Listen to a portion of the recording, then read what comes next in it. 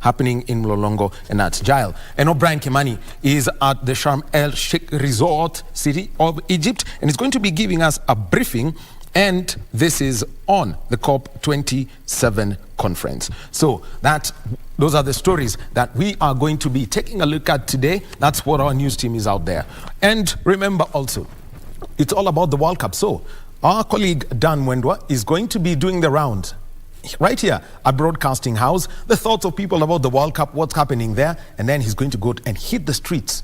What do people want from the World Cup? What is the story of the World Cup? All that happening right now. Our sign language interpreter within these hour is Lucy Mwaura. And also, oh yes, just before I forget, what about the story of an African team?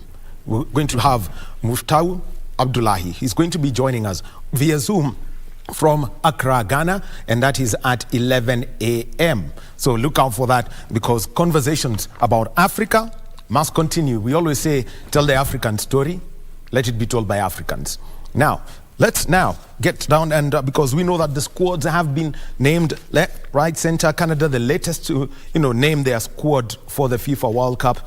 And to break it down, including the African teams, I'm joined by two gentlemen. And in the blue jacket is Gregory Mulemi. He is a football journalist, and he's done that. He loves the sport and has always been part of our Pandriti team. Thank you very much, Gregory, for being with us this morning. Good morning, good to see you. Yeah, the next 90 minutes, we'll be moving very fast about this. And then we've got a football data analyst, John Agre Otieno. Always a pleasure, sir. Thank you. Thank you. Welcome. And so, get on to our conversation. Our Twitter handle is at KBC Channel 1. The hashtag is World Cup Eco KBC. So straightforward. 6 days to the World Cup, and I'll start with you, John, so that I'm able now to bring in, the slides, and we can talk about Cameroon first. Yeah. Your total outlook for the 32 teams that have qualified, and and overall the balance of quality that we expect to see at this year's World Cup. Well, I think overall the quality of teams is really close together. I wouldn't say they're really great outliers, teams that really stand out or do not stand out. I think Qatar, being the hosts, are here. I mean, are going to play the opening game because, of course, the fact that they're the host. It does not mean that they're not bringing any quality into the World Cup. I think they're bringing good quality to the World Cup. They played a lot of games against European opposition. Didn't do quite too well, but again, the valuable experience that they gain from that, I think will make this World Cup really interesting.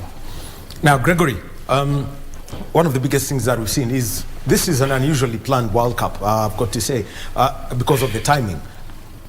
Leagues have basically ceased this weekend, except the Kenyan one, which starts at the same time as the World Cup. It's a reality. Now, for the players, a lot of questions about players and their fitness. Alonso Davies is the latest scare that we've had. Sadio Mane getting injured playing for Bayern Munich against Werder Bremen. The injury list that we've seen, which is basic, and also some major omissions. Think of David De Gea missing out on the Spain squad, Ivan Toney missing out on the England squad. What have been the stories of the players will miss, either because they've not been called up or because of injury? First of all, this is a World Cup that was rescheduled because of the COVID-19.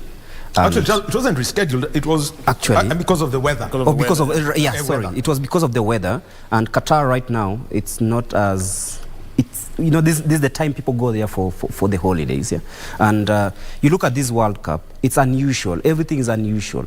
Teams are in the middle of a very grueling season that just started. Maybe most of the leagues kicked off in August, and right now we are talking about a World Cup that has made sure that all these leagues worldwide, except the Cote Biro and the Kenya Premier League, are halted for 1 month. Yeah, so it's funny, it's unusual.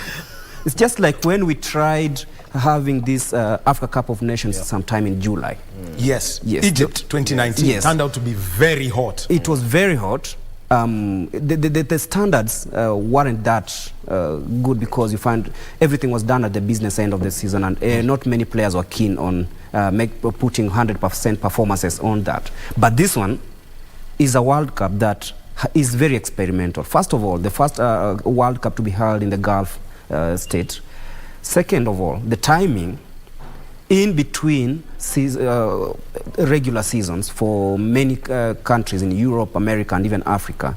And thirdly, look at the organization. It's the most expensive World Cup ever. Yes, $220 million have been spent. Exactly. And that tells you that there's something unique about this. Now to the players that are missing this showpiece, very unfortunate. I'll pick the likes of Paul Pogba, the star from 2018. Remember his third goal versus Croatia? Yes. Yes. Look at David De Gea, a stellar performance at Manchester United, not even anywhere in Luis Enrique's squad.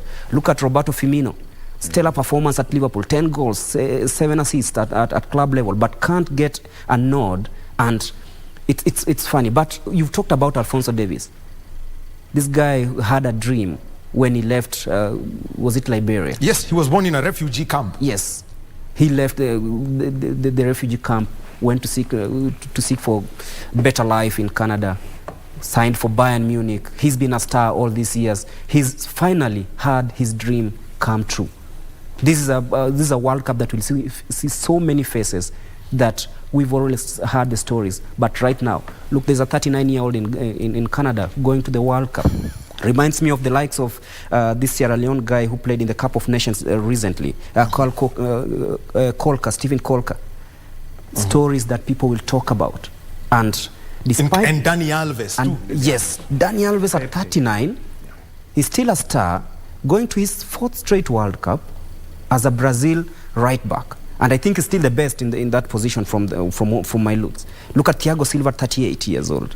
So some stories are going to be rubber stamped, but some are going to be rewritten again. Okay, very well. Straightforward. That's Gregory and Agri, with the views about this World Cup. And now let's move straight to this, the squads. We start with the African one and Morocco. Agri, I know.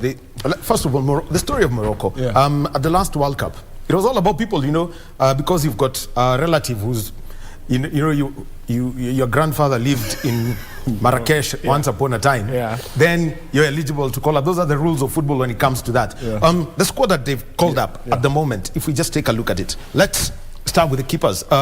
You've got Yassine Bounou, Munir El Kadri, Ahmed Tanyauti of Wydad Casablanca. I think Yassine Bounou starts, but you cannot really rule out Ahmed of Wydad. Remember, the coach was formerly of Wydad, coached him there. So I think they have a really good goalkeeping. Two good goalkeepers. Okay, Gregory, your take on this start. First of all, we have to talk about this the goalkeeper from Wydad Casablanca, a champion in Africa at club level, more understanding with the coach. So he might just be the guy who gets the nod. But I'm looking for at this defense, Sofiane Amrabat, Fiorentina, very good. Yeah, we'll be coming to that. Yeah. Yeah. I watched him against Milan last night. Immense. And it just shows you why he's in that squad. Well, so here we've got the midfield, the Moroccan midfield outfit. We've got Sofiane Amrabat, it's been mentioned, of Fiorentina, Salim Amala, Bilal Al-Hanous plays for us in Genk. You've got Yahya Jabran, Wydad Casablanca. Yeah. You've got Sabiri from Sampdoria and Azedine Unahi. John? Well, a little bit of, I would say, European experience in that midfield. A lot of the competition at this level, to be very honest, is lying more to the European sides. But I'm so happy to have Yahya Jabran from Wydad, coached by the coach like 2 seasons ago in the CAF Champions League. Good to see him there. I don't think he gets on the first sheet, but for what it is, it's so good to have a representative there. Okay. Well, remember, and the story of Morocco. Let's take a look at their defense now. So, again, West Ham United. Yahya Atia Tala of Wydad Casablanca, Benoun of Qatar Sports Club, Ashraf Dari of Brest. You've got Hakimi of PSG, Mazraoui of Bayern Munich. You've got Roman Saiss, Besiktas, and Jawad El Yamik, Real Valladolid. Gregory, Morocco, the defense is just full of talent. Hakimi is one of the best right backs in the world. Look at his deliveries. He makes Messi, Neymar, and Mbappe shine week in, week out in Ligue 1. And you could see he also has very good backups. Look at Mazraoui from Bayern Munich. Besiktas, Saiss from Besiktas, we know him. And this defense reminds me of the likes of Tariq Naibet That was these are players these young lads watched them when they were young, but right now look at them having these chances. But then you can't fail to mention Allah of Wydad Casablanca, one of the best players we've watched in the continent over the last 2 seasons.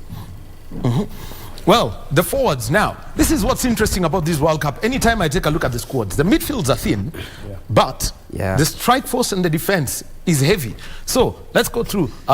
You've got Aboukal of Toulouse, Boufal of Angers, you've got Shair of QPR, Shadira from Bari, Yusuf El Nesri of Sevilla, Abde Ezalzouli of Osasuna, you've got Hakim Ziyech of Chelsea, Amin Harit, Olympic Marseille, and Abderrazak Hamdallah, Al Ittihad. Agree. Well, it's good to see someone from, Al Ittihad. I thought they have really played well in that league for a while. They've not really had too much luck sending players to the Moroccan squad, but it's good that the coach has picked them. But Hakim Ziyech, Chelsea haven't had a really great season, and as well he hasn't had a good one. But for all the experience he brings into this team, he has to be the first name on that sheet at number 9. But I'm also happy to see Elias of Queen's Park Rangers, I think scored last weekend when they were playing in the championship. So it's good to see him there as well. This to me looks like a team picked on form. Just raw numbers, what they can do and what they can do. But Ziyech is not on form. No, he's not on form. And actually talk about Hakim Ziyech because he just might be considered not, a probable starter for Graham Potter at the moment. Yes, and you could see Ziyech. He retired from international football. Was it in July? Then he's back in the team, not in his best form at club level, but then this is a tournament. We remember what he did in that Cup of Nations that was in Cameroon. He was the star man there. Again, at the end of the day, you got to pick players who have done it in the past. Remember, there are players in this squad who are literally looking up to him. He has done this in the past. This is another opportunity to be able to do this at the world's best level. Besides, I do not think there's any player who would refuse to play at the World Cup. He might have had his own reasons for leaving, but now because the World Cup is here, he's happy to be back. So, Gregory, overall, looking at Morocco and where they're placed at the moment, basically, if I was just to pull out, the group Morocco are in, it's huge stuff for them. It's going to be, I can simply say, in their group, they're going to be playing against Belgium, Canada, and Croatia. Your take for them? Tough group. You look at Belgium, Croatia. These are teams that have always put in very, very, very good performances at the World Cup. And Belgium, they lost to England last time out was it in the semi-final? And that shows you that this is not an easy group. Croatia are the losing finalists from 2018. And Morocco coming in, we call them the Princess of Africa because they have a squad that is full of talent. Most of these players play in major leagues, and you can see they've been blended with these homegrown players. And what's interesting about the Morocco squad is that they've also included players who are playing in the Middle East, and that makes it easier for them at least to gel and blend and have maybe some synergy ahead of this. But this is going to be a very, very tough group. I'm looking at Canada and Morocco. I think this is where Morocco might at least fancy their chances of picking 3 points in this one. For Croatia and Belgium, it will be very, very, very tough because you look at this Croatia side and the Belgium side, they have not changed a bit. They are still almost the same squad that was there in Russia, apart from a few changes here and there. But for Morocco, I feel that they'll fancy their chances against Canada side that is featuring at the World Cup for the first time. All right, so there you've had it, and that's Morocco. That's one of the African teams that's there. Now let's move on to the other team, Cameroon. One of the first African countries, to release their squads for the World Cup, and once this was done, and let's simply start with the kind of goalkeepers they brought in. Andre Onana back in action after his doping ban, and Davis Epasi, and then you've got Simon Ngapandepu. Agre.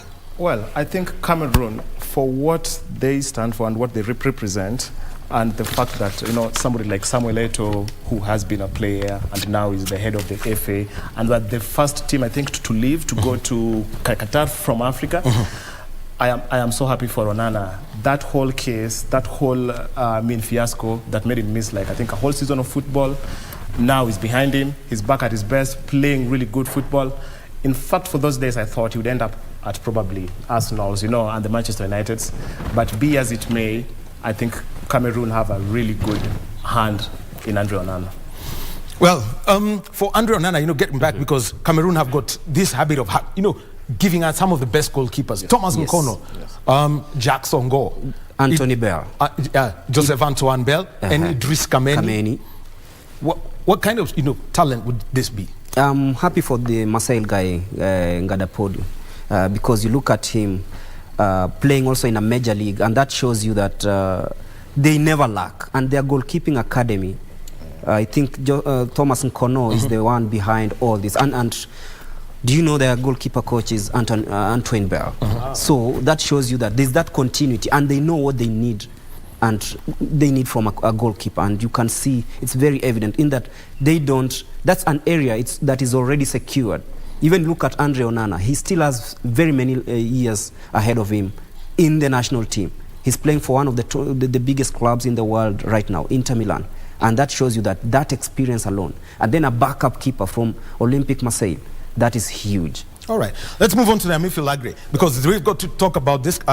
Cameroon, by the way, all matches involving Cameroon, you'll get to watch them live on KBC Channel 1, all their group stage matches. So the midfield, Pierre Koundé, Hongala, Guet, you've got Undua, Zambo Anguissa, Jerome Ngom, and Ncham, plays for Swansea.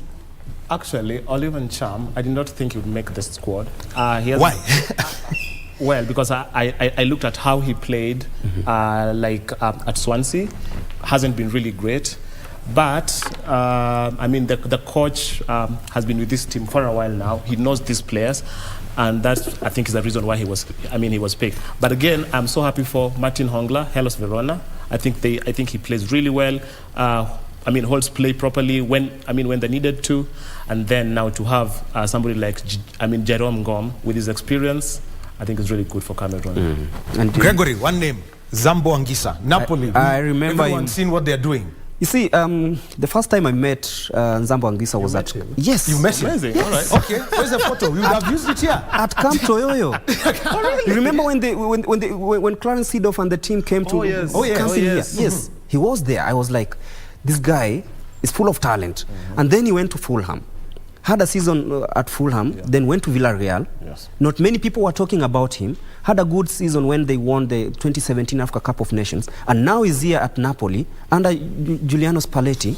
He's one of the most sought-after midfielders in the world at the moment. Yeah. Look at how he bursts the ball from deep inside his area to the attacking positions. He's never done that before. And he knows that maybe this is his chance in the World Cup to make sure that everyone who's talking about him will go after his signature. Okay, since everyone seems to be saying that they've taken photos with Cameroon players, I have taken a photo with the FA president of Cameroon. Taken a photo with Samuel Eto'o. Yeah, with Samuel Eto'o. And also with Alex Song.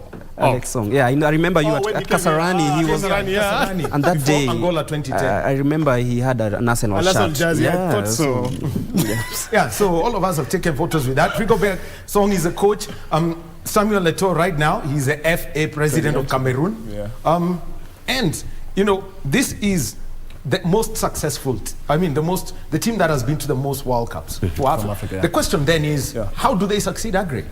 Well, they've got to find a balance because the talent is, I would say an embarrassment of talent. It's too much. But now you've got to find a balance, put out your best 11. I think Cameroon in the past, what I've had a problem with is the egos of some players. Yes. This team doesn't look like it has that. And I think even a bigger ego is in the coach. So if the coach is able to manage the players... What about the FA president? Well, the FA president is something else. But if you're looking for the biggest ego in that dressing room, it's the coach, which I think is a good thing. And now all the players have to submit and be able to play how he does want. Okay, let's take a look at the defenders.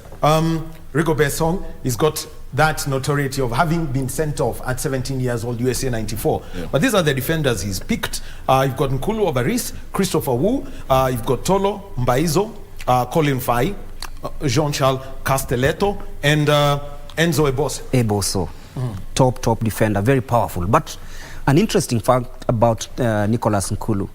The Netherlands play Cameroon. Yeah, I know we'll get to that. But I remember in South Africa 2010, Rigobert Song replaced Thomas Nkulu in the 73rd minute of that game, only to come and concede by a class Jan Huntelaar's goal because he was too slow then. But Nkulu has been a standout, he's been a good servant for the Indomitable Lions. This is his 3rd straight World Cup as an Indomitable Lion defender. And I think his experience running all the way to his days in Lyon, and right now he's playing in Aris in the Great Greece. It's something that I think Song will use as an example to the upcoming defenders like Oliver Mbaizo or Philadelphia Union. Those guys who are playing the MLS, but they want to come back to Europe and play. They look at this player, and this is their perfect opportunity. But looking at this defense, they miss one Joel Matip because of the egos we've talked about. That's the only missing ingredient in this defense. But everything else, I think, these are very able defense to, let's say, put up a good performance. Okay, now let's take a look at their forwards, and you've got Mumi Ngamaleu, George Kevin Kundu, Vincent Abubakar. I mean, this man's been in that squad forever. Yeah.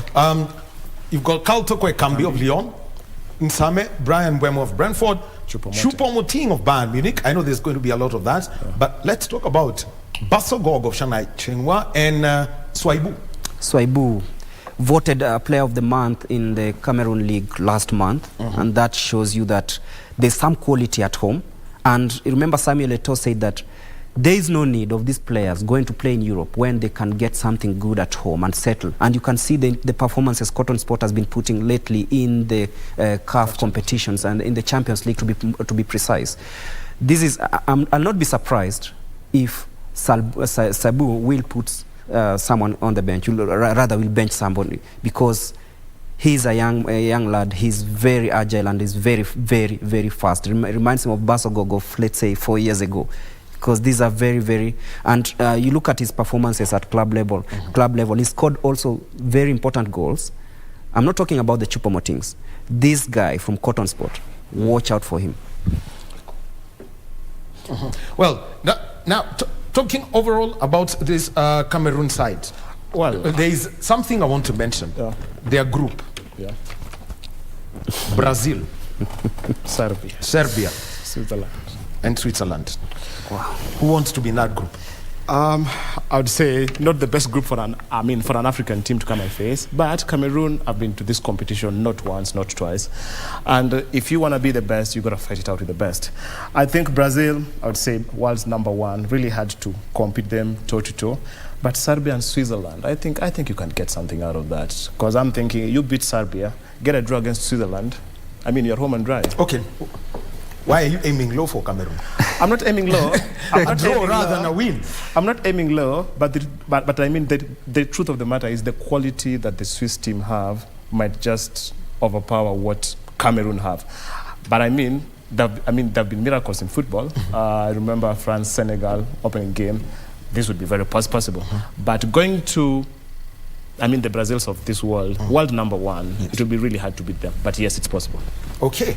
So Gregory, I also would, be coming, to the country statistics, because for Cameroon, this is Africa's most successful, how would I describe it, country at the World Cup. And let me just put this up. And they've made more appearances than any other. And the 1990 story, we've got to do away with the history.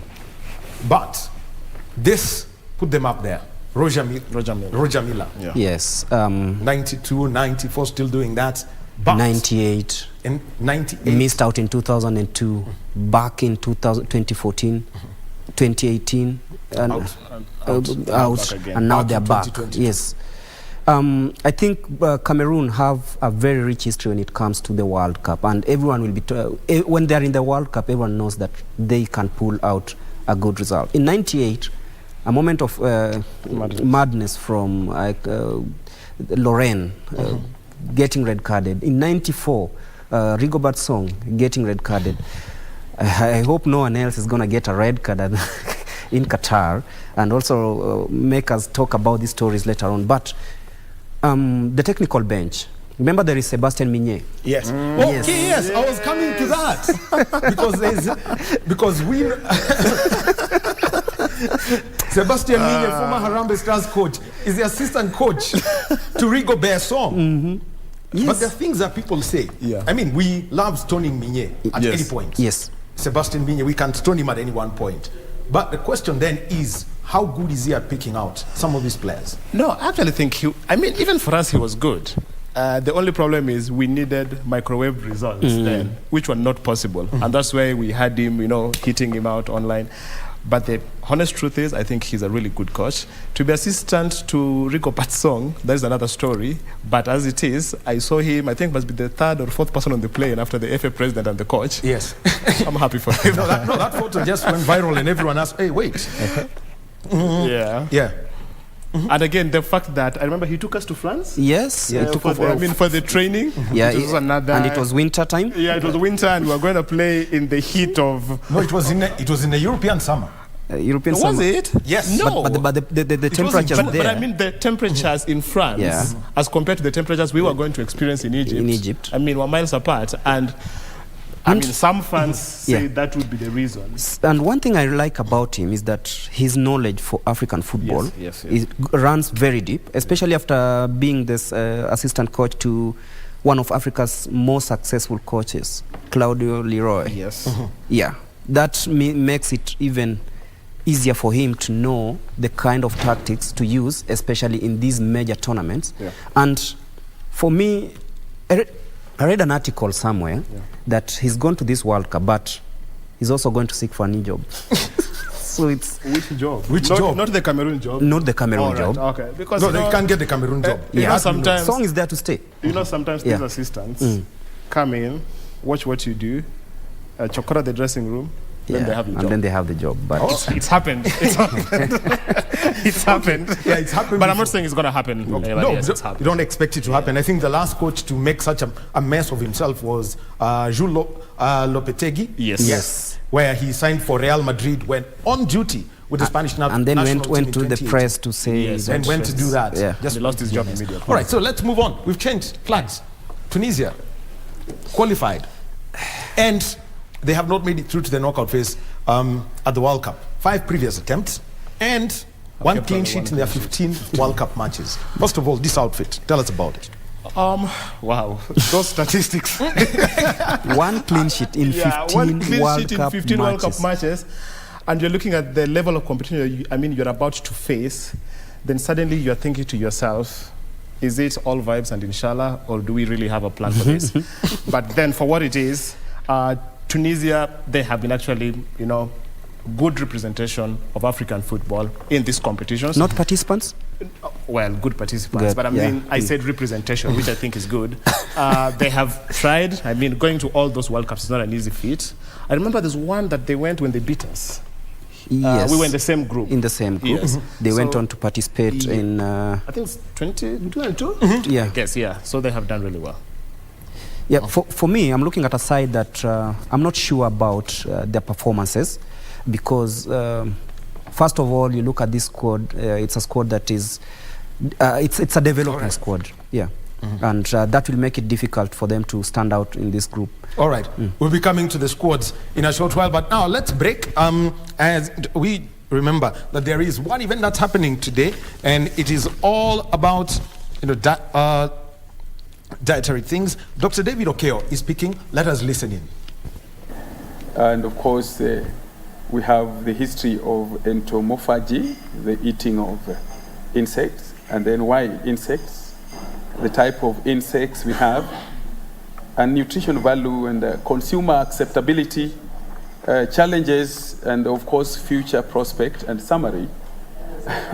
One of the things is that when people talk about insects and insects as food, we try to run away from it. But I think in the history of humanity, we'll discover that insect was actually the first food ever on earth. And sometimes also, when you hear about insects, you only see mosquito, which is the most dangerous insect. But we forget about the 43,000 species of insects that are edible and can be consumed in the entire world, not only in Africa, as long as you breathe, you can take insects. So, what is insect?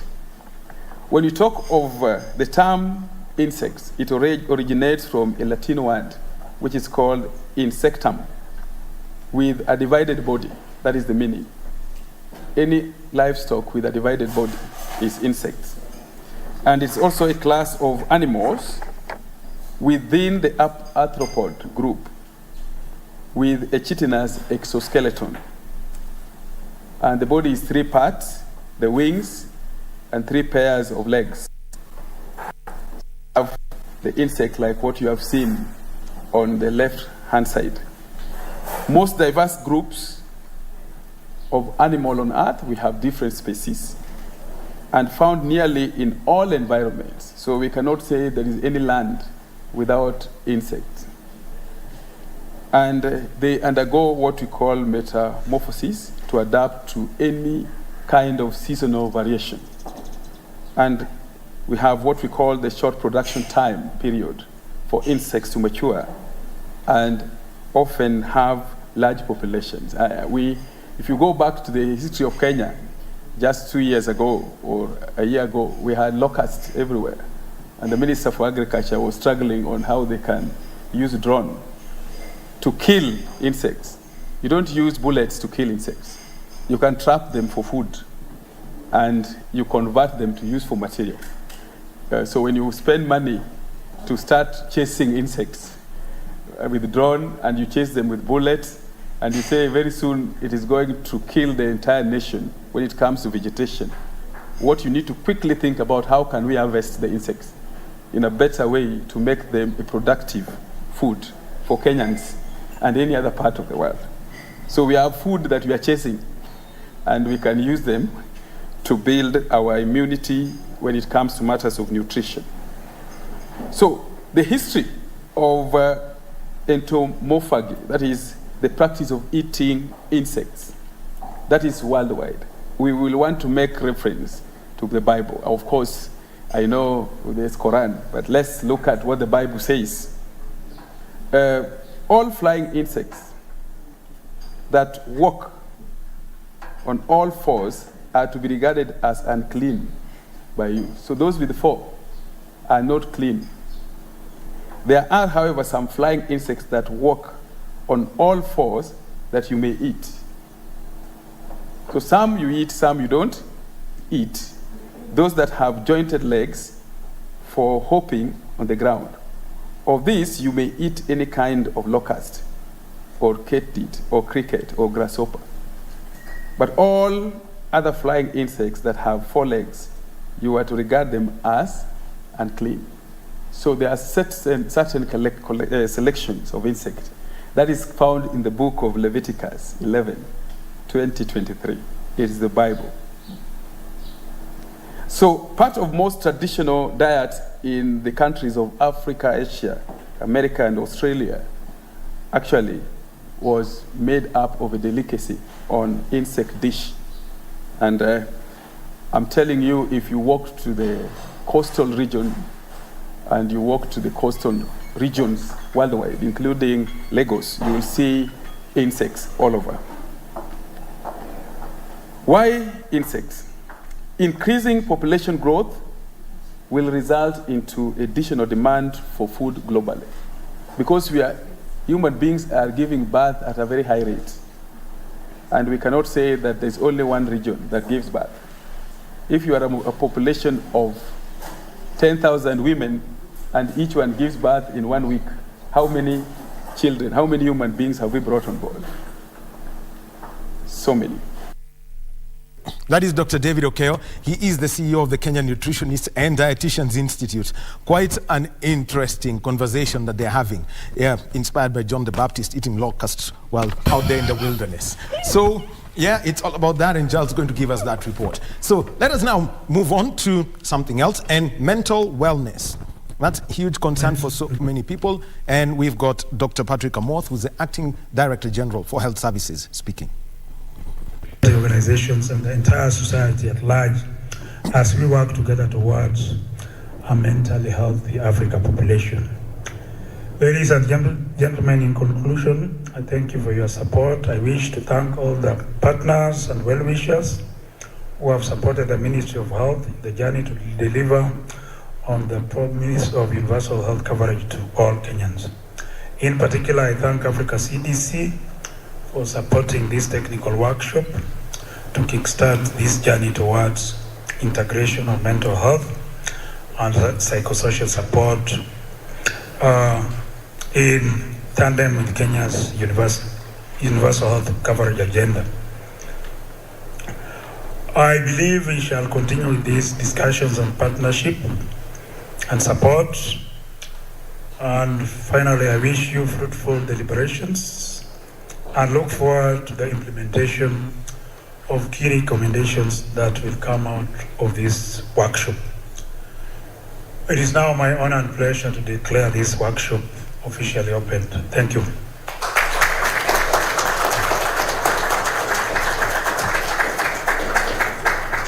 All right, thank you.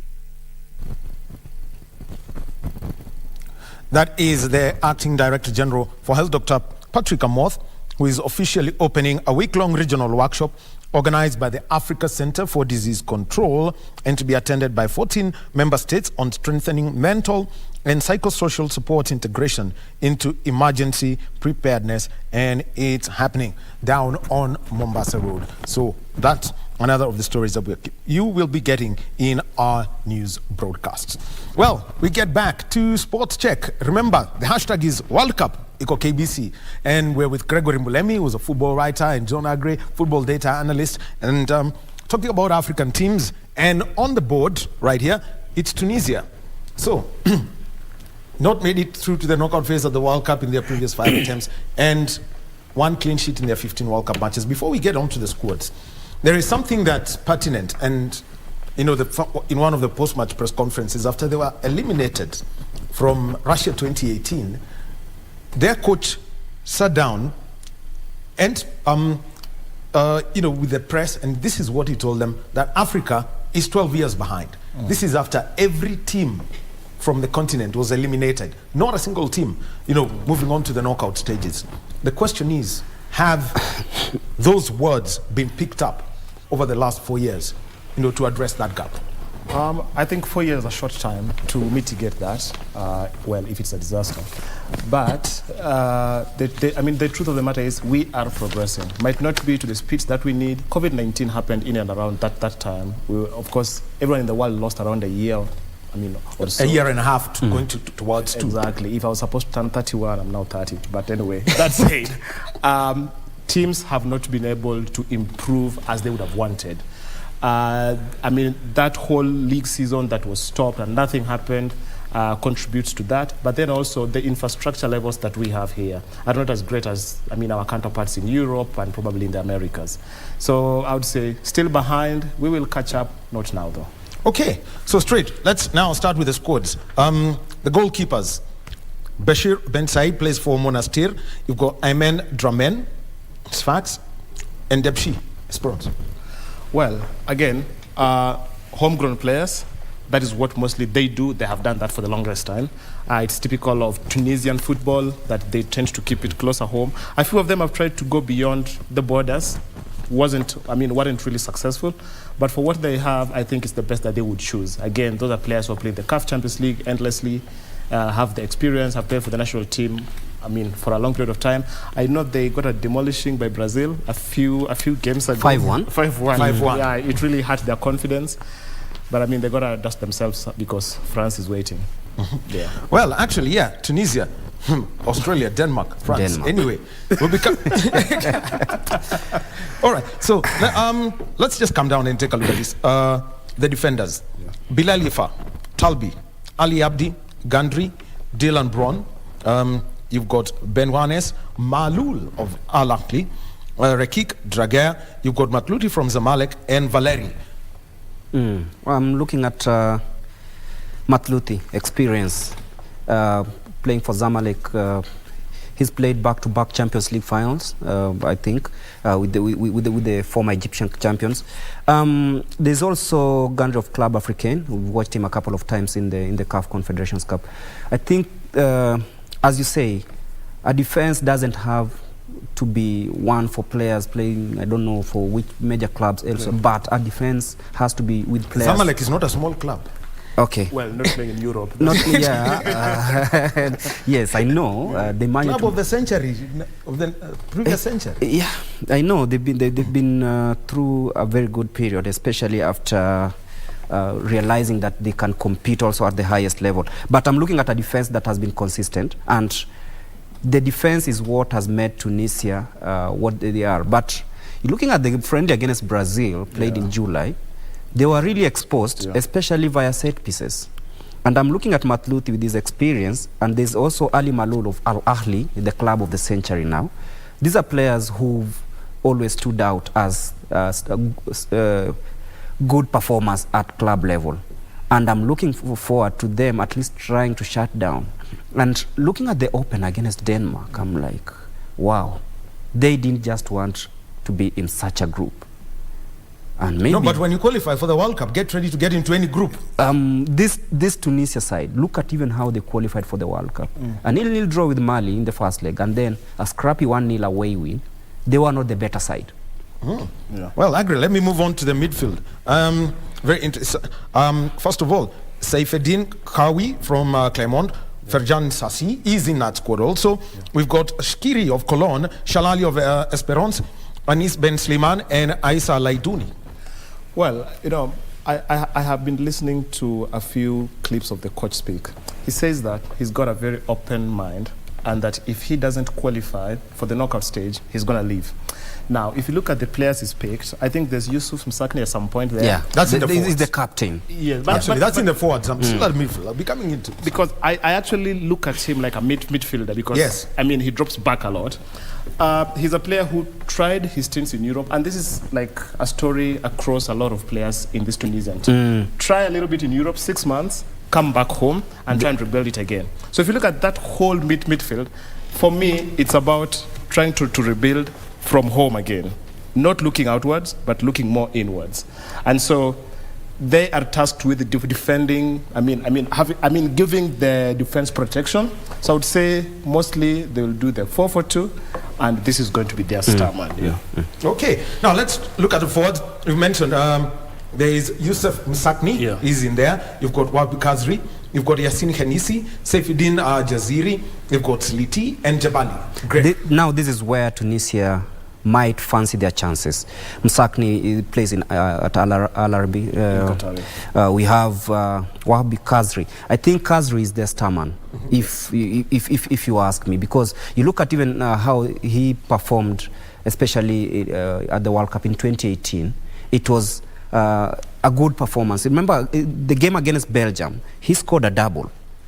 Yeah, and that showed you that at least this is a guy they can rely on when they want these goals. But I'm also looking at Jaziri of Zamalek, a player who's played in the CAF Champions League, a player who's played in the CAF Confederations Cup, and they can form a good combination. Agri has talked about a 4-4-2. I think Tunisia would rather do a 4-3-3 to accommodate these guys.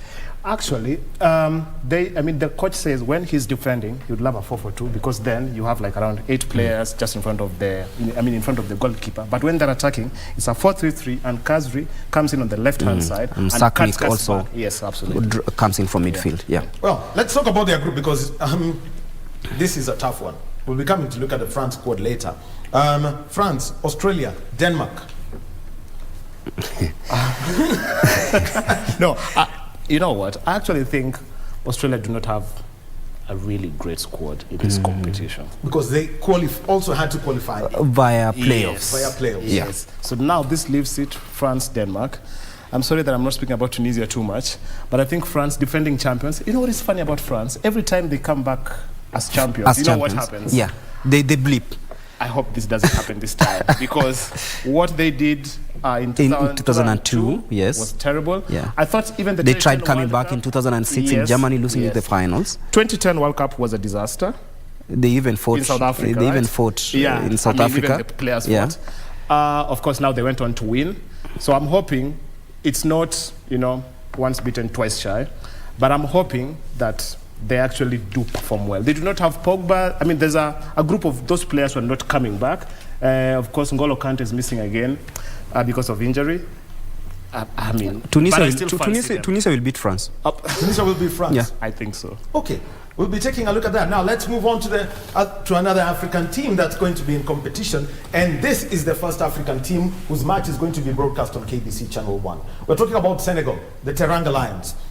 They made their debut campaign in 2002, eliminated by Turkey, and that was via that cold rule. Yeah. It broke the hearts of an entire continent. The next time that happened was, the Asamoah Gyan penalty in 2010. Yes. But registering a 1-0 victory against reigning champions France, just like Cameroon had done against Argentina in Italia 90, and they're one of the only African nations to have made through, got through to the quarters at that. Current African champions. First, let's talk about Aliou Cisse, the coach. Yeah. This is a man who's suffered all sorts of pressure. Mm-hmm. Yeah. Coming from former teammates and the nation, but he keeps delivering. One thing I like about Aliou Cisse is his belief in what he does. Yeah. And as we speak, he's just extended his contract for 3 more years, doubled his salaries, because he believed in these young players when nobody else believed. You remember when he first took charge of this team, he was under a lot of pressure from former players, the likes of El Hadji Diouf. Diouf was all over the place, and he was like, let me work. And finally, he won the Cup of Nations for this team with that squad that everyone was talking about. And right now, he has very young boys. Remember, they really performed well in the World Cup under 20. And most of those players have been integrated into this squad. We are talking about I know we'll be looking at the squads later on, but he's been very daring. He's shown that he has the ability to work with a squad that not everyone expects to pull a result. And he knows that each player I'm picking can give me the effort I need to push this team to a new height. And then, Father, what I like about him is that he's built his team around one of his most successful players who also plays with his heart. There's this issue of players coming to play for Africa, don't give 100%. I mean, you look at Sadio Mane. Yeah. Every time he steps on that pitch for Senegal, 100%, even beyond. He forgets about everything. Yes, forgets about everything and goes all out. And again, the backbone of their success is the length of the time this coach has taken with the team. Unlike other African countries who, after every knockout, they change a coach. He's been here for the longest time. Yeah. Well, and that changing of coaches has developed a term. It's something that's taught at Tibet. So, and people people wonder why coaches are staying at places for only a very short time. So straight to the squad. No brainer here. Edouard Mendy in goal. Yes. Alfred Komat from Stade Rennes, and Seny Dieng of QPR. The competition now will be between Gomes and Edouard Mendy, because Gomes has also experience in the Cup of Nations. When Mendy was he injured or carded in the last Cup of Nations? 2019 AFCON. Yeah. Suspended? He was suspended. Yeah. Gomes really did well, and you could see he put in very spirited performances. And at Reims, he's not really getting much of playtime because we have Kasper Schmeichel who's back there. But then I think that can also help him improve, especially on the continental, at the World Cup. Edouard Mendy only got his chance back following the injury to Kepa Arrizabalaga. Yes. And that is something that will be put to test when he's given a nod to start between the sticks. But I actually think he's going to start. He's been their best goalkeeper, I think, in the last 6-7 years. He plays for Chelsea. He's won the Club World Cup. He's played at the highest level of world football. Surely he's got to He's start. one of the best, one of the best goalkeepers in the world. He's a shot stopper. Actually, yeah. He's also good with his feet. In 2019... Who? Mendy? Yes. Yeah. He's good with his feet. In 2019... I think maybe if he's good with his feet... Okay, let's hear it from You know what? One of the reasons Chelsea signed him up is because Chelsea felt football is revolving around sweeper keepers. Yeah. In 2019, he was the best sweeper keeper in the whole of Europe, only second to the Man City guy. Ederson. Yes, Ederson. And so it was a no-brainer that was even signed for all that amount of money. Not Alisson. Not Alisson. Ederson. Yeah. So that is one of the reasons they signed him up, because of his feet. So when they're needed to, when the defense is beaten and he's out of his box, you expect him to clear it with his feet. But again, also when you need a fast break, that's where the feet does come in. And that's true. Then I think looking at the Edward Mendy of 2022, it's the complete opposite of what Chelsea brought in. Chelsea have also had their fair share of problems. They have had 2 coaches already this season. I think Kepa has been keeper for So they have had. I mean, Mendy has had 2 phases. The phase where he started under what's the name of the other coach? Tuchel. Yes, Tuchel, and then the new coach came. And continued with Kepa. Then now Kepa gets hurt, and now Mendy comes in. So he's got 2 faces to him. Yeah. Okay, let's move on to the midfielders. Ismail Sis, Crepin Diatta, Gana Gay, Papa Gay, Shiku Kuyate, Mamadou Loum, Nampils Medi, Mustafa Name, and Pape Matassa, who plays for Tottenham Hotspur.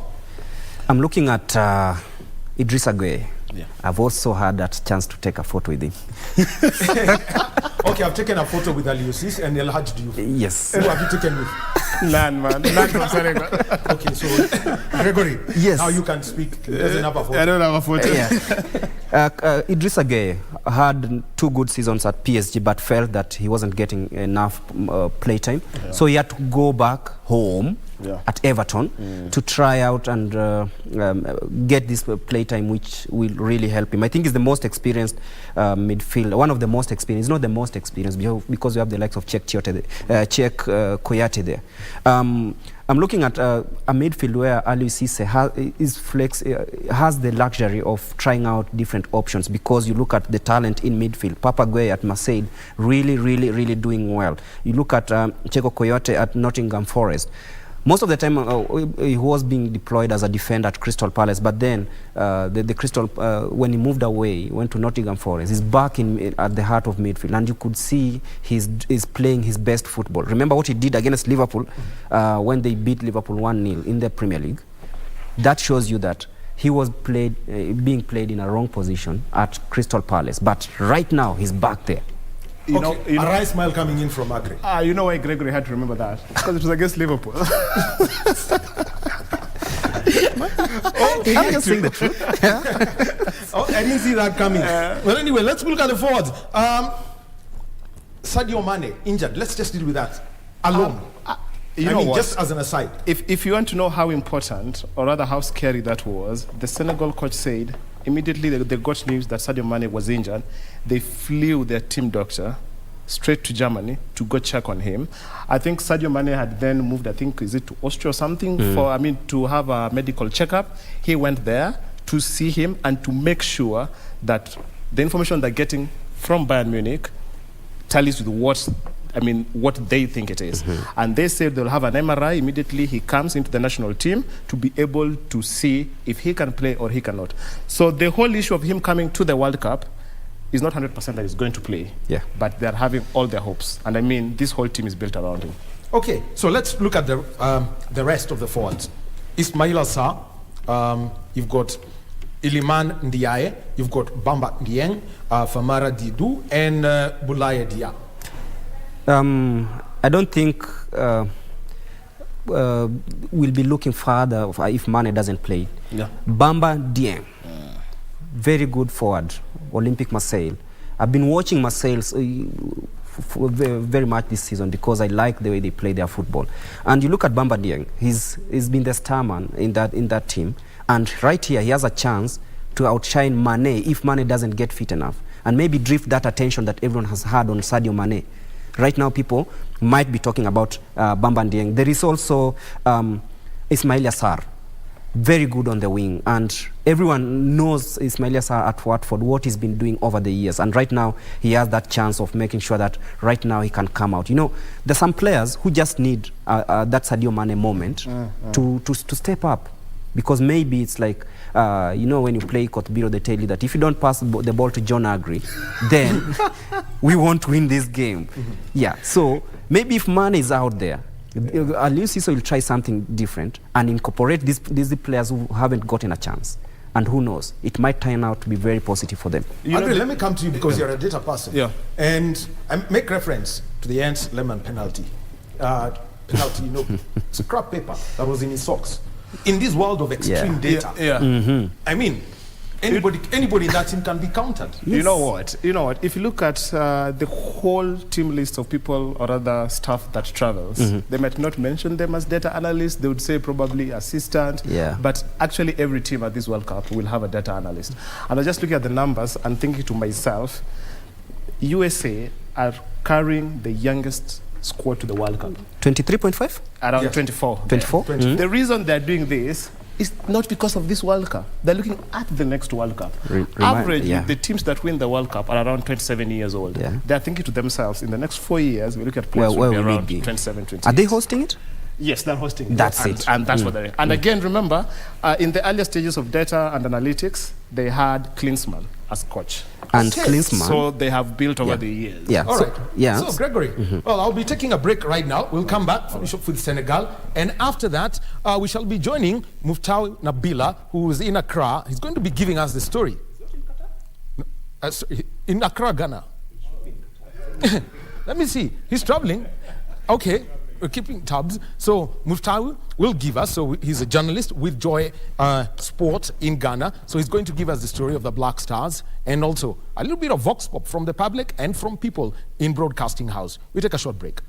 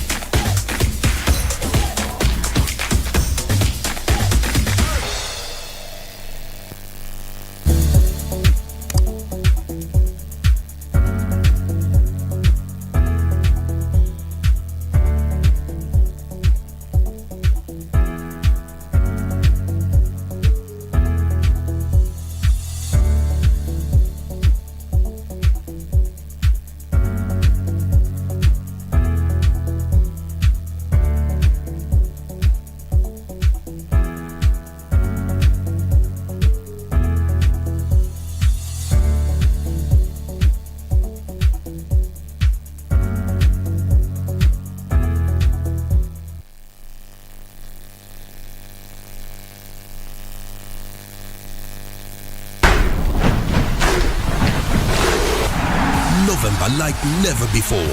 Mouth-watering programs. Maza takes a break and in comes football extravaganza.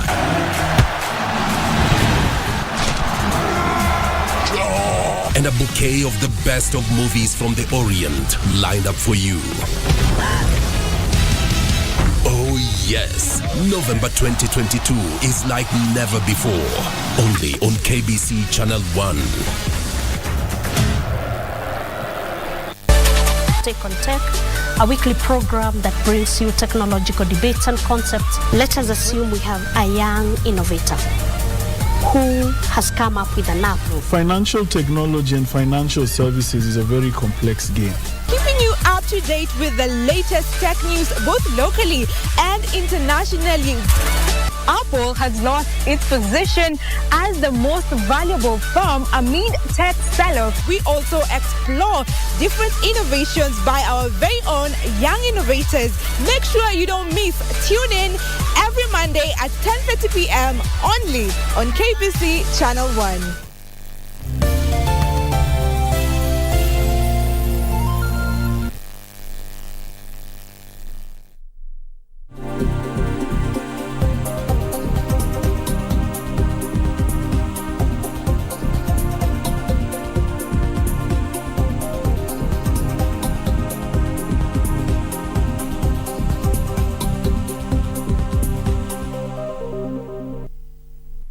And welcome back to Sports Check on this Monday morning. It is the 14th day of November 2022. And as you can see from our countdown up here, it is now 6 days to the start of the FIFA World Cup Qatar 2022. Opening ceremony, 5:30 p.m. East African time.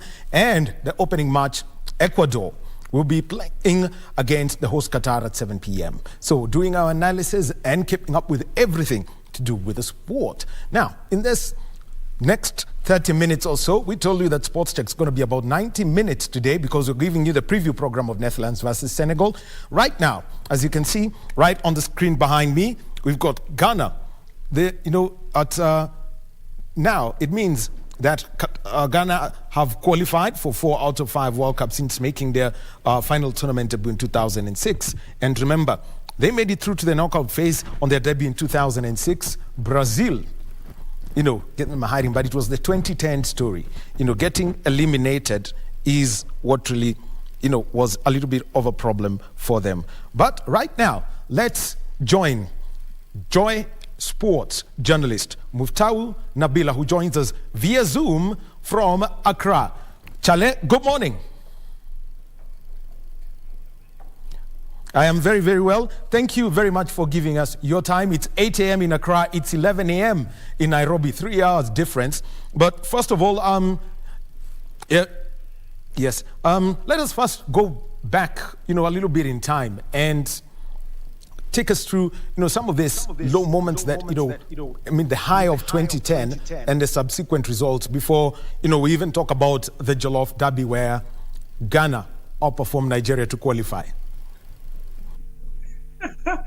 Okay, so many people would actually not forget that famous Luis Suarez handball at the Soccer City Stadium in 2010 during the World Cup, when not Ghana, but the rest of Africa, and even maybe the rest of the Black race, was denied an opportunity of playing the semi-final of a FIFA World Cup. That cynical handball from Luis Suarez and the eventual penalty that was missed by Asamoah Gyan meant that Ghana, Africa, and the Black race were not going to be in the semi-final of the FIFA World Cup. So after Ghana lost out that penalty shootout, the country had thought that there was an opportunity to actually do better in the 2014 World Cup in Brazil. And that became the worst performance we witnessed from the Black Stars in the history of their participation in the FIFA World Cup. You would recall that when they qualified for their maiden World Cup campaign in 2006, which was staged in Germany, the team went beyond the group stages. It was quite surprising because this was a very inexperienced team, a team that was going to the tournament for the first time. They were in a group of Italy, Czech Republic, and the USA. And then Italy and Czech Republic were some of the high-ranked countries in the world then. But after losing to Italy 2-0 in the opening game, they won 2-0 against Czech Republic and defeated USA 2-1 to qualify to the round of 16 of the competition and suffered a 3-0 defeat at the hands of Brazil. And losing to Brazil, many people would always say that it shouldn't be news if you lose to Brazil. But from a Ghanaian perspective, many of us were actually quite hopeful, in as much as we felt that Brazil has always been a side that walks into any tournament as a favorite. If the team was able to pull such a surprise against Czech Republic, many of us were hopeful, but unfortunately, it never happened. In 2014, like I mentioned earlier, it was a tournament to forget. Opening day, the USA 2-1.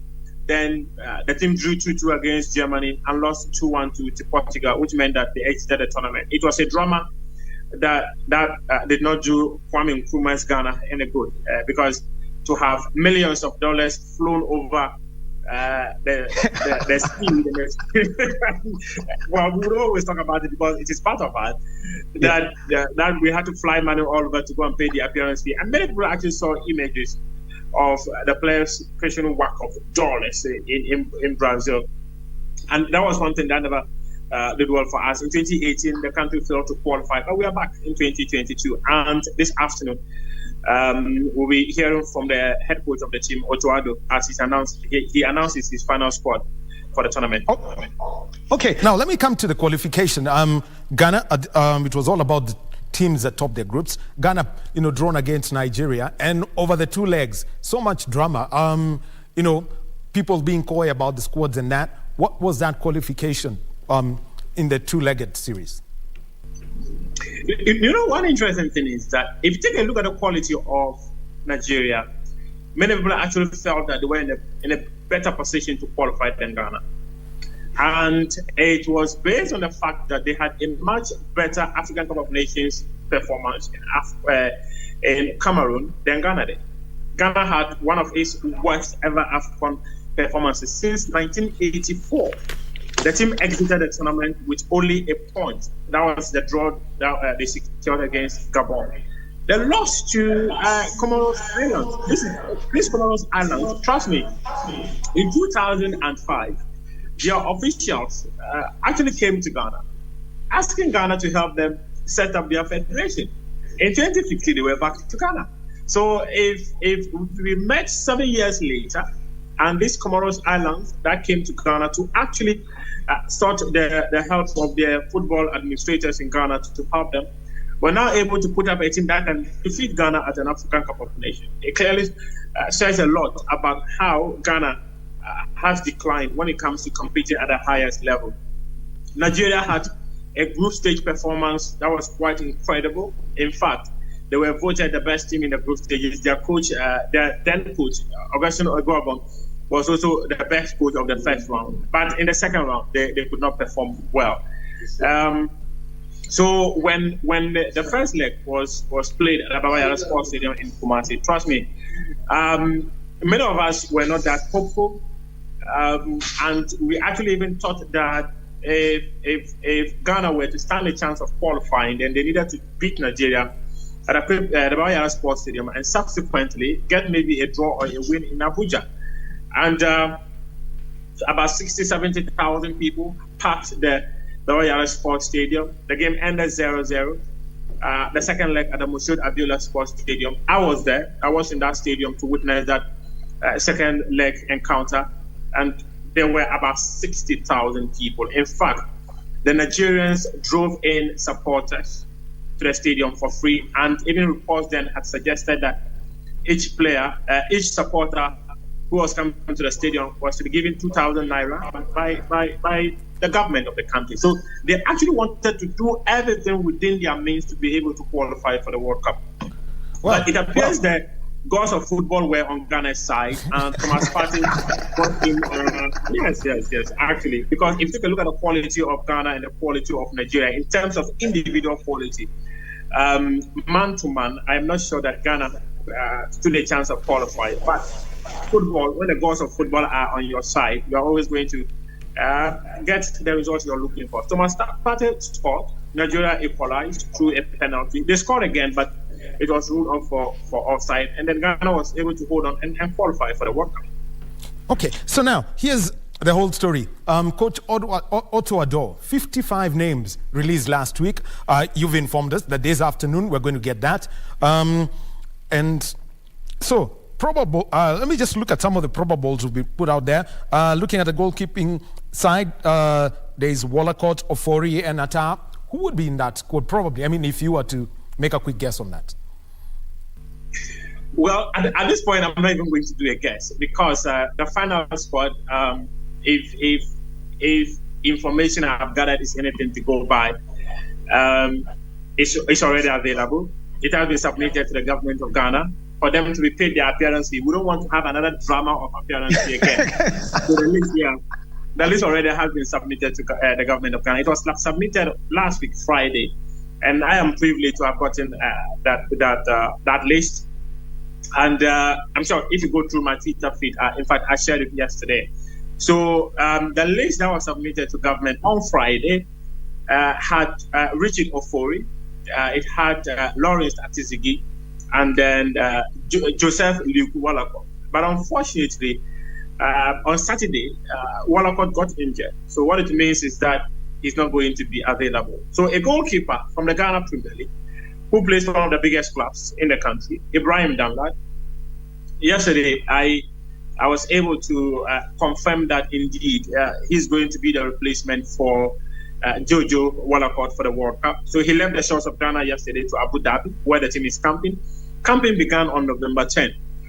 In defense, per the information available to me, we have Alexander Jiku, that is Alex Jiku. There's a place for Tariq Lamte, Danish Odoy, Mohamed Salisu, Baba Rahman, Gideon Mensah, Joseph Edu, and these are the players that are making the difference. The difference, there are about 12 players or 11 players. If you take a look at the midfield... Okay, just a minute. 12 defenders, Muftau. 12 defenders. Yes. 12. The players, some of them are quite versatile. So if they're 12, you won't be surprised, because if you have someone like Daniel Amate can play in midfield. We've seen him play many times.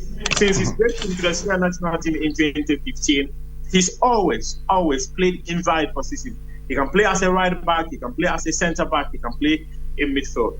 So if we have about 11, 12 defenders, it's not quite surprising. In midfield, we have Thomas Partey, Mohamed Kudus, Salis Abdul Samed.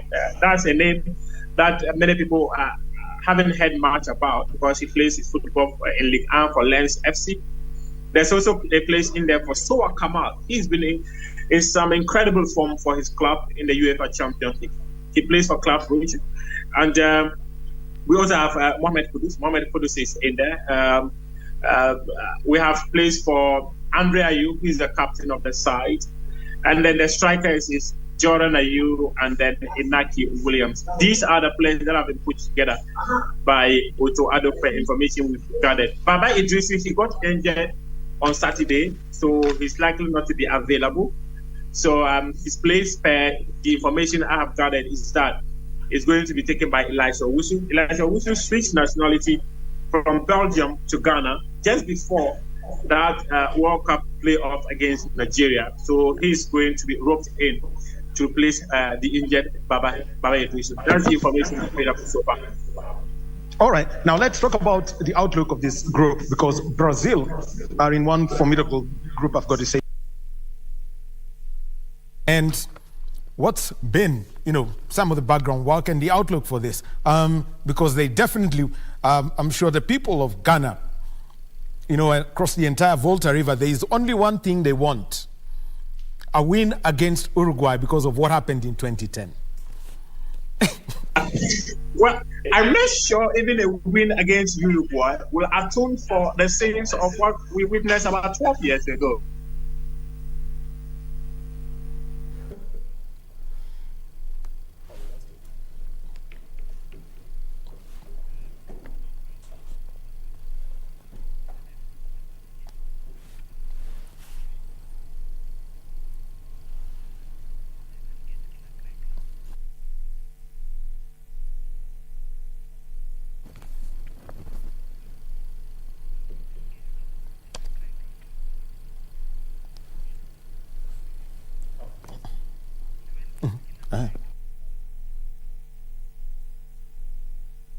So that is Muftau Nabila. He is with Joy Sports. So first of all, your thoughts on what he's said are great. I mean, the first thing that drew me to him is the passion. He even remembers where that famous handball did take place, the soccer seat. I couldn't even remember that. But you can see the Ghana team, I think they're a good team. It's a strong team. I would have thought that the coach would have picked the Crystal Palace player, but I think he was warned by the FA Geoffrey Schlupp. Yes, yeah. I think he was warned by the FA not to pick him. I thought they would have picked him. But that said, they look much more organized this time. The squads have come late to the public, but looks like to whatever is happening there, the players already knew those that were called. And again, I think also for Andre and his brother, must be their final World Cup, I think. I don't think they can't come back again. So they're going to go all out and make their father, their famous father, proud. Okay, so thank you very much, John Agri. And let's get back to Muftau Nabila, who's in Accra. He's a sports journalist with Joy Sport.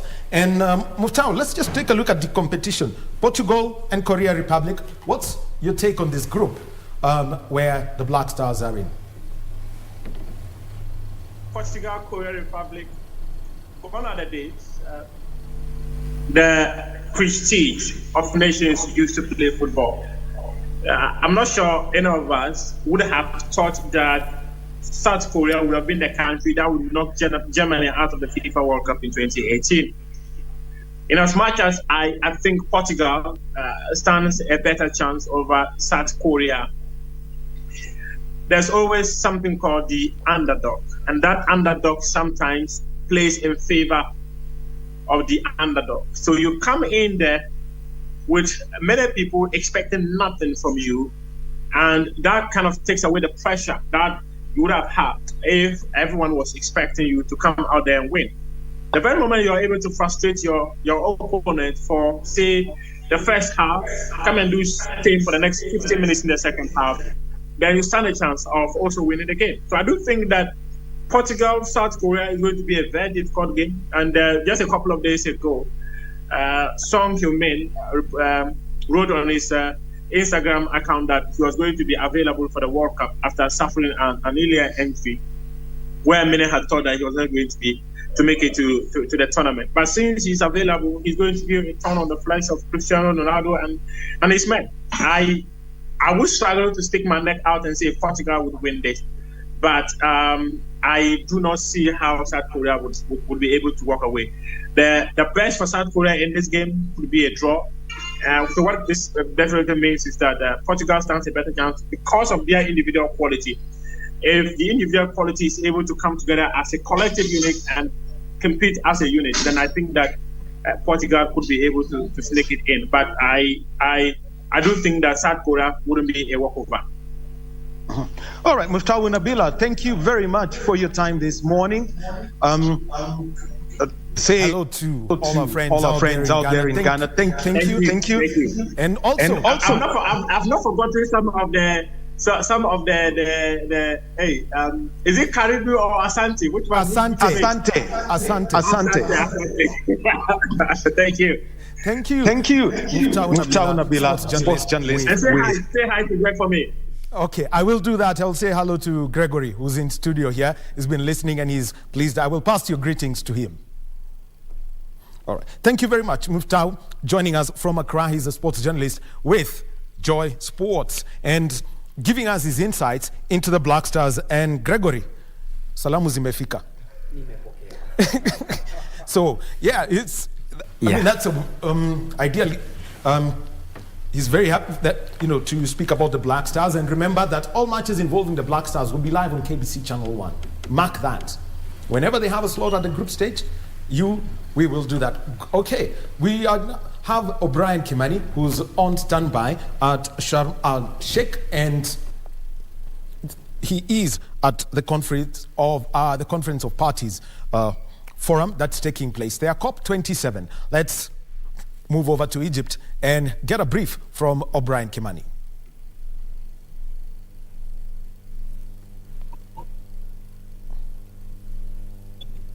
Well, many thanks, Daniel Wahome, back in Broadcasting House. That's right. We have been here for the last, how many days? Actually, 10 days now, tracking the conversations that are taking place here at Sharm el-Sheikh in regards to climate action, climate financing, climate adaptation, and so much.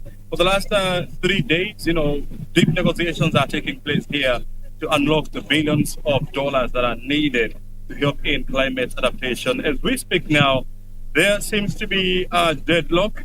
We are not making much progress on the issues of financing because the global north, we are talking about America, Europe, and the rich countries, they are adamant, on making commitments on how much they plan to give to African countries for climate adaptation and, of course, for loss and damages. And so that is where the crux of the matter is. As we are sitting now here, I can tell you for free, no progress is being made, what we'll call concrete progress. But so negotiations are still going on here. There is a narrative here that is creeping in on the signing of non-fossil fuel proliferation treaty.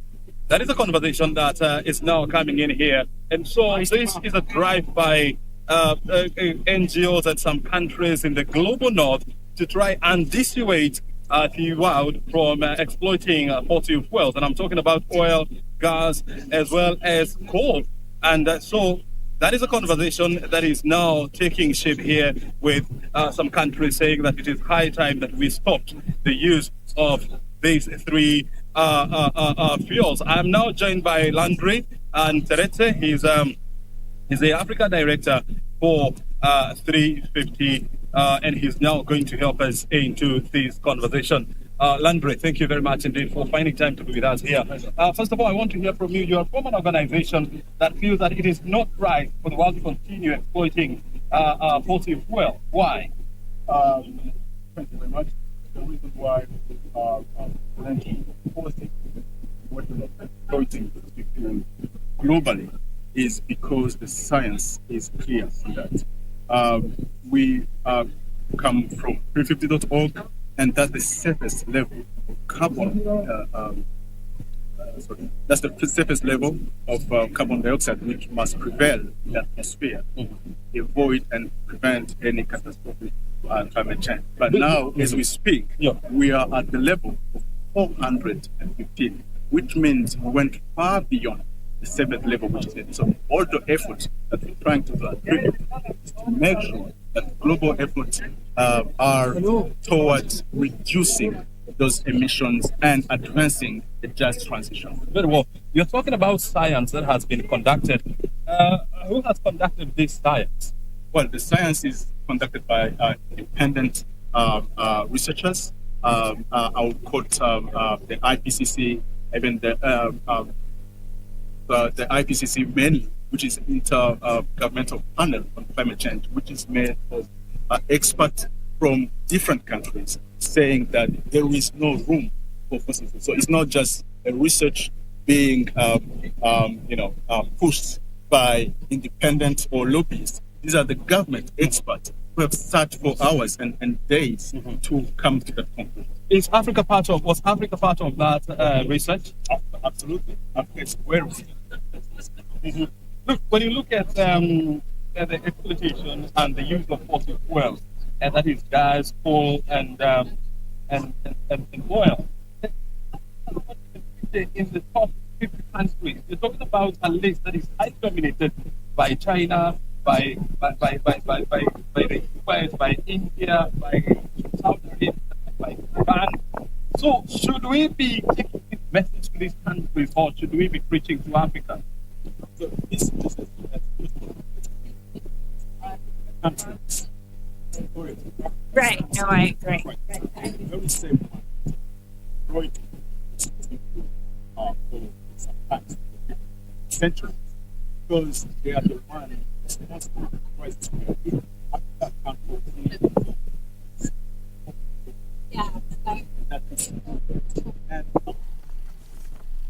Well, we apologize for that technical hitch with the sound.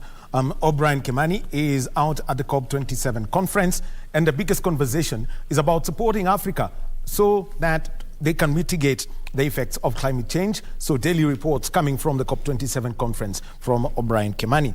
Well, told you, Sports Check today was going to be 90 minutes. So we still have got about 4 minutes of play remaining.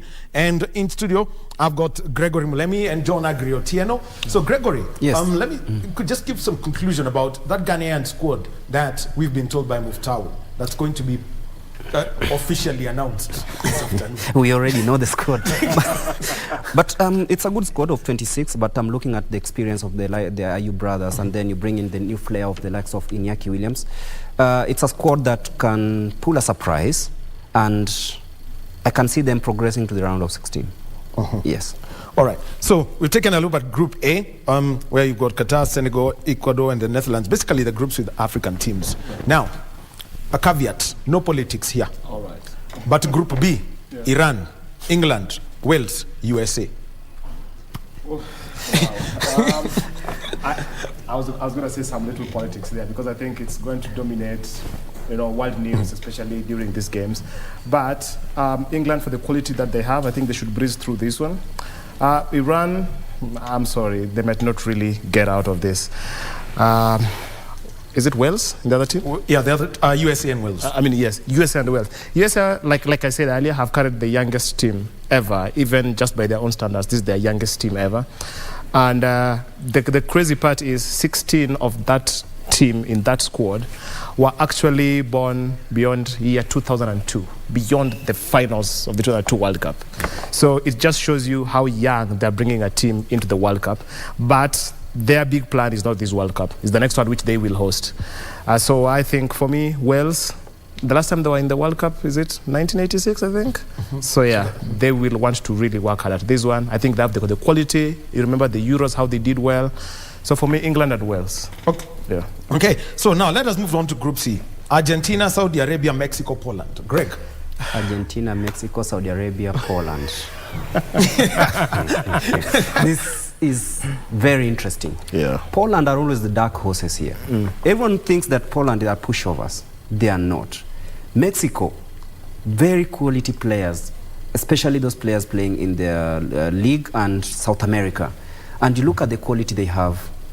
I think Saudi Arabia here will be the first team not to take a flight home. They'll take a bus home. Yeah. You know what? I will say I actually think they have a chance because of whoever is coaching them. I've been watching Saudi Arabia all these years. Listen, Heavy Renard says the Saudi Arabia that used to lose, is it 8-0 to Germany? In 2002, their first game, they lost 8-0 to Germany. It's not the same Saudi Arabia anymore. But then they beat Mexico in 94. Yes. And if I'm to, I hope I get this quote right, but he said, I want my defenders to play for the goalkeeper. I want my midfielders to play for the defenders. And I want my strikers to lead the whole team going forward. Do they have another El Jaber in the team? I don't know, but I mean... We shall find out. Yeah. Okay. Another group, Spain, Costa Rica, Germany, Japan. Spain, Costa Rica, Germany, Japan. Spain, I think there's the bigger part of that generation is now gone, and now there's a whole new generation. Not really to the levels of that one. I thought that team was really good. The 0-8 to the 20. Yeah. To 2012. So I would say Japan are also not a bad team. You know, you remember them 2002? Yes. Yeah. So I think it's very open. I don't want to call it. It's too open. I'll go for Spain and Japan. Spain and Japan. It's very possible, yeah. All right. Thank you very much, gentlemen. My director, Brian, has decided that time is up. So he's blown the final whistle on Sports Chat this Monday morning. And remember, World Cup Pico KBC. Yeah. Opening ceremony on Sunday at 5:30 p.m. But we will be out there earlier. So we're going to be engaging the people out there, so lots of activity and conversations around this. Thank you very much, gentlemen, for being with us this morning. Always a pleasure. Well, we leave early, but we've got a preview program. And this is from teams that will play on Monday at 7 p.m. The Netherlands and Senegal. This is a Road to Qatar series that's coming up next. My name is Daniel Wahome. Sign language interpreter has been Anwan Keshi. Thank you very much for being with us. Keep it Channel 1.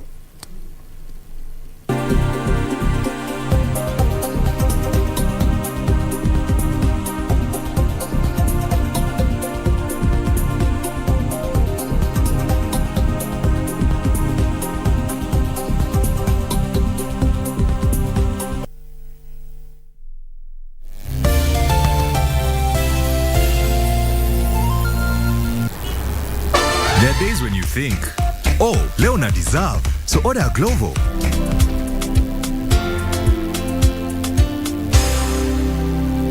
Days when plans inachelewa. What if we order a Glovo? Glovo, you order, we get it.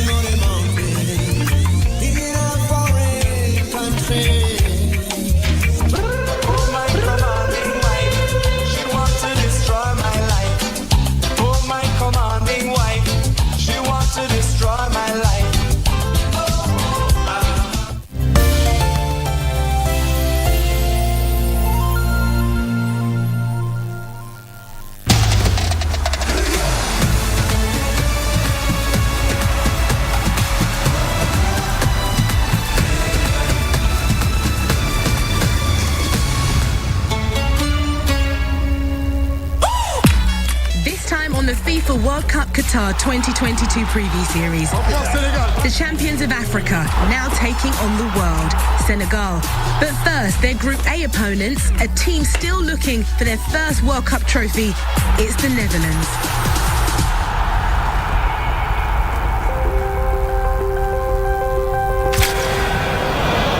In Nederland hebben we een rijke historie op het WK.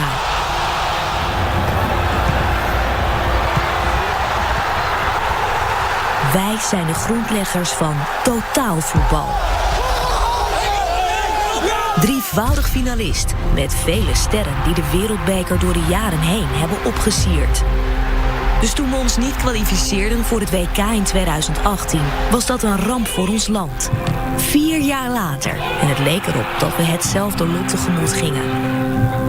Ik denk dat wij een sterke groep hadden. Vooral met Noorwegen en Turkije. En dan wij denk ik dat we 3 teams in de pool hadden die allemaal de kwaliteit hebben om op het WK aanwezig te zijn. We begonnen natuurlijk slecht met de nederlaag in Turkije. Dus we liepen een beetje achter de feiten aan. Na de nederlaag in Turkije en daarna een teleurstellend Europees kampioenschap was Frank de Boer weg. We hadden een held nodig. Een iconisch figuur in het Nederlandse voetbal. Het Nederlands elftal was in de problemen. En ik heb zoveel te danken aan voetbal, aan de sport voetbal en aan Nederland, dat ik dat wel op mij wilde nemen. In mijn ogen was ik een van de weinige goede kandidaten.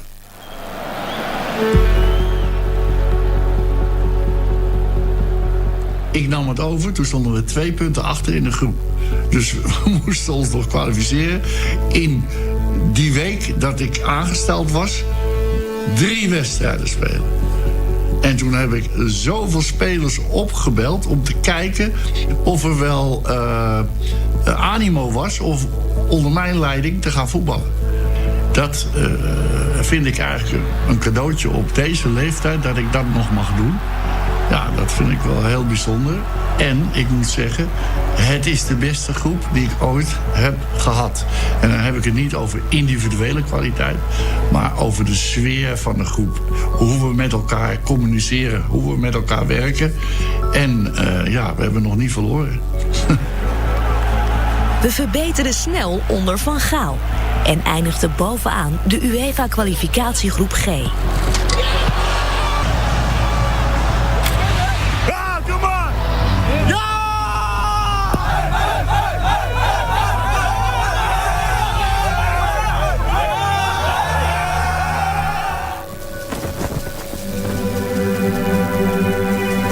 Buiten het veld onthulde Van Gaal in april dat hij een geheime strijd voert tegen prostaatkanker. Ik ben eerst bestraald, daarna is mijn prostaat verwijderd. Dus dan gaat je PSA-waarde naar beneden. Maar ik heb nog wel alle bijwerkingen van die prostaatkanker. Dus dat is wel vervelend, maar dat kan ik managen. En als je dan zo'n groep spelers tot je krijgt, die geven zoveel energie, dan kan je er heel veel aan. De trainer in het algemeen gewoon heel veel ervaring heeft als trainer in het topvoetbal. Wat altijd prettig is, dus veel situaties heeft hij al meegemaakt en hij weet hoe de druk is op die momenten.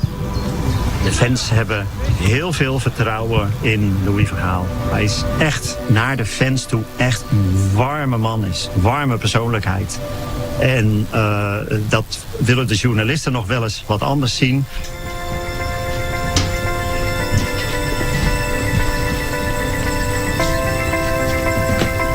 Ik ben Henk van Beek. En ik ben medebedenker van de bus. Die heb ik samen met een vriend van me hebben wij ooit het idee bedacht om een bus te kopen met een aantal fans. En daarmee leuk naar wedstrijden van het Nederlands elftal te gaan. Wij zijn met de bus naar alle grote toernooien geweest van het Nederlands elftal sinds 2004. Welkom in de Oranjebus. Dit is de ingang van een bus uit 1980, dat is het bouwjaar. Hij heeft vroeger in Londen gewoon gereden als lijnbus. Zoals jullie ook zien, we hebben de bus mooi helemaal in de kleuren gemaakt. Alle bankjes zijn mooi oranje, de vloer is oranje. We hebben een mooie grote rood-wit-blauwe vlag op het plafond. De vlaggetjes hangen er. Als voetbalfan wil je zo graag naar dat soort toernooien, wil je zo graag naar een WK. En om dat 4 jaar lang te moeten missen, dat was niet leuk. Nee. Zo in ons nopjes dat we eindelijk weer met de bus naar een WK mogen. Ik denk als wij straks die bus ophalen en we rijden Doha binnen, dan knijpen wij onszelf even in de arm van we hebben het weer geflikt en we zijn er weer bij.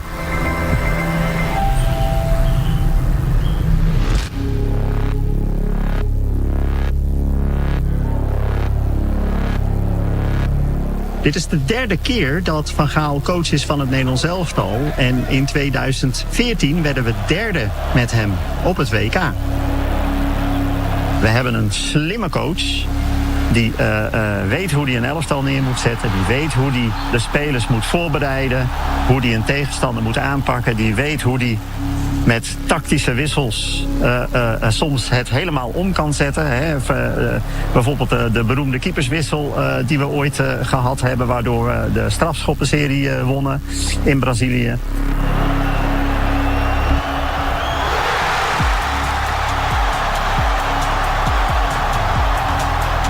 In 2014 in Brazilië hadden we eigenlijk een hele jonge groep spelers met een paar ervaren grote spelers. En die mixture, die heeft ervoor gezorgd dat we zo ver zijn gekomen. Eigenlijk.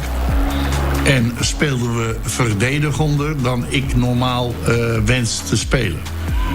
Maar met deze groep, dat is een wat oudere, ervaren groep van topspelers, daar ben ik meer aanvallend ingesteld. En ik geloof dat met deze groep dat we beter kunnen spelen met 3 verdedigers en 4 middenvelders en 3 aanvallers. En die keeper natuurlijk, niet vergeten. Ik denk dat het gewoon een